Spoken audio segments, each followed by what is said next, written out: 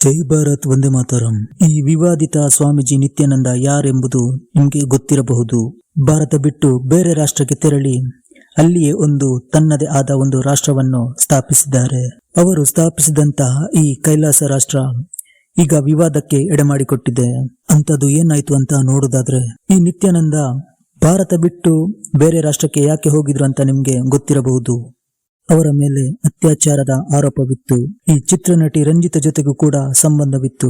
ಅಷ್ಟು ಮಾತ್ರವಲ್ಲ, ಅಮೆರಿಕದ ಮಹಿಳೆ ಜೊತೆಗೂ ಒಂದು ಅತ್ಯಾಚಾರದ ಆರೋಪವನ್ನು ಕೂಡ ಎದುರಿಸಿದ್ರು. ಇನ್ನು ಅದರ ಬಗ್ಗೆ ಬೆಂಗಳೂರು ಪೊಲೀಸ್ ಸ್ಟೇಷನ್ ನಲ್ಲೂ ಕೂಡ ಈ ಪ್ರಕರಣ ದಾಖಲಾಗಿತ್ತು. ಆ ಸಂದರ್ಭದಲ್ಲಿ ಇವರು ನೇಪಾಳಕ್ಕೆ ತೆರಳಿ ಅಲ್ಲಿಂದ ಬೇರೆ ರಾಷ್ಟ್ರಕ್ಕೆ ಪಲಾಯನಗೊಂಡಿದ್ದಾರೆ. ಅಲ್ಲಿ ಅವರು ತನ್ನದೇ ಆದ ಒಂದು ರಾಷ್ಟ್ರವನ್ನು ಕೂಡ ಸ್ಥಾಪಿಸಿದ್ರು. ಅದರ ಹೆಸರೇ ಕೈಲಾಸ. ಅದು ಎಲ್ಲಿ ಅಂದ್ರೆ ಬೊಲಿವಿಯಾ ರಾಷ್ಟ್ರದಲ್ಲಿ. ಇದೇ ವಿಚಾರ ಅವರ ಕುತ್ತಿಗೆಗೆ ಕಂಟಕವಾಗಿ ಪರಿಣಮಿಸುತ್ತಿದೆ. ಅಲ್ಲಿ ಏನ್ ನಡೀತಂದರೆ, ಈ ಬೊಲಿವಿಯಾ ಸರ್ಕಾರ ನಿತ್ಯಾನಂದನ ಜೊತೆ ಮಾಡಿಕೊಂಡಂತಹ ಈ ಅಗ್ರಿಮೆಂಟ್ ಅನ್ನೇ ಮುರಿದು ಹಾಕಿದೆ. ಅಂತದೇನಾಯ್ತು ಅದರ ಬಗ್ಗೆ ಸ್ವಲ್ಪ ತಿಳಿದುಕೊಳ್ಳುವ.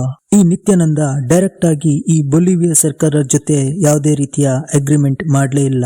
ಬದಲಾಗಿ ಅಲ್ಲಿ ಬುಡಕಟ್ಟು ಜನಾಂಗದ ಈ ಅಮೆಜಾನ್ ಕಾಡಿನ ಬೌರೆ, ಕಾಯಬಾಬಾ ಹಾಗೂ ಹೆಸ್ಸೆಚ್ಚ ಈ ಬುಡಕಟ್ಟು ಜನಾಂಗದವರ ಜೊತೆ ಅವರು ಮೋಸದಿಂದ ಸಹಿ ಹಾಕಿಕೊಂಡಿದ್ರು. ಇವರ ಬಳಿ ಹೇಳ್ತಾರೆ, ಈ 4,000 ಚದರ ಕಿಲೋಮೀಟರ್ ಭೂಮಿಯನ್ನು ನಮಗೆ ಕೊಡಿ, ನಿಮ್ಗೆ ವಾರ್ಷಿಕ $1,00,000 ಹಣವನ್ನು ನಿಮ್ಗೆ ಪಾವತಿಸುತ್ತೇನೆ ಅಂತ. ನಿಮ್ಗೆ ಏನಾದ್ರೂ ಸಹಾಯ ಬೇಕಾದ್ರೂ ಅದು ಕೂಡ ಮಾಡ್ತೇನಂತ ಅವರಿಗೆ ಭರವಸೆ ಎಲ್ಲ ಕೊಟ್ಟಿದ್ರು. ಹೀಗೆ ಕೆಲವೊಂದು ಅವರಿಗೆ ಆಸೆ ಹುಟ್ಟಿಸಿ ಕೆಲವರನ್ನು ಹೆದರಿಸುತ್ತಾ ಅವರಿಂದ ಸಹಿ ಹಾಕಿಕೊಳ್ಳುತ್ತಾರೆ. ಅದು ಕೂಡ 1,000 ವರ್ಷದವರೆಗೆ. ಆಗಲೇ ಅವರು ಅನೌನ್ಸ್ ಮಾಡ್ತಾರೆ, ನಾನು ಕೈಲಾಸ ರಾಷ್ಟ್ರವನ್ನು ಸ್ಥಾಪಿಸಿದ್ದೇನೆ ಅಂತ. ಈ ವಿಚಾರದ ಬಗ್ಗೆ ಅಲ್ಲಿನ ಸರ್ಕಾರಕ್ಕೆ ಯಾವುದೇ ರೀತಿಯ ಮಾಹಿತಿ ಇರುವುದಿಲ್ಲ. ಆದರೆ ಇತ್ತೀಚೆಗೆ ಮಾರ್ಚ್ 16, 2025 ಈ ಬೊಲಿವಿಯನ್ ಪತ್ರಿಕೆ ಎಲ್ ಡೆಬರ್ ಇದರ ಬಗ್ಗೆ ತನಿಖೆ ನಡೆಸಿ ಒಂದು ವರದಿಯನ್ನು ತಯಾರಿಸುತ್ತೆ. ಹಾಗದನ್ನು ಪಬ್ಲಿಷ್ ಕೂಡ ಮಾಡುತ್ತೆ. ಆಗಲೇ ಅಲ್ಲಿನ ಸರ್ಕಾರ ಎಚ್ಚೆತ್ತುಕೊಳ್ಳುತ್ತೆ. ಇನ್ನು ಇದರ ಬಗ್ಗೆ ಅಲ್ಲಿನ ಸರ್ಕಾರ ಕೂಡ ಸ್ಪಷ್ಟನೆ ಕೊಡುತ್ತೆ.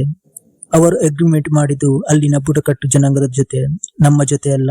ಹೀಗಾಗಿ ಅವರು ಏನೆಲ್ಲ ಅಗ್ರಿಮೆಂಟ್ ಮಾಡಿರ್ತಾರೆ ಆ ಬುಡಕಟ್ಟು ಜನಾಂಗದವರ ಜೊತೆ, ಅದನ್ನು ನಾನು ಮಾನ್ಯ ಮಾಡುವುದಿಲ್ಲ, ಅದನ್ನು ಮುರಿದು ಹಾಕ್ತೇನಂತ ಅಲ್ಲಿನ ಸರ್ಕಾರ ಹೇಳುತ್ತೆ. ಇಲ್ಲಿ ಕೂಡ ಒಂದು ಅನುಮಾನ ಮೂಡುತ್ತೆ.